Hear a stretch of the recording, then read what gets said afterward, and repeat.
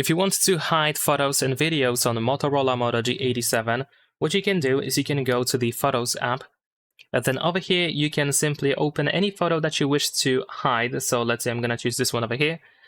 Next, we're going to tap on Add To at the bottom of the screen, and you can choose to move it to the locked folder over here. Then tap on Continue if you do this for the first time and confirm that you want to move. And there we go, the selected photo has been moved. You can also press and hold your finger on a first photo or video on this list, and you can keep selecting more and more stuff if you want to, of course, hide multiple files at once. Once you select everything, at the bottom you want to swipe to find Move to Locked Folder. So go ahead and select this option, confirm that you want to move, and there we go, that is now done. You can go to Collections and find the locked folder here at the bottom, so you can go to that locked option, use your fingerprint or screen lock password in order to continue. You also have the option to back up your locked folder if you want to, and here we have our hidden photos and videos. Leave a like and subscribe.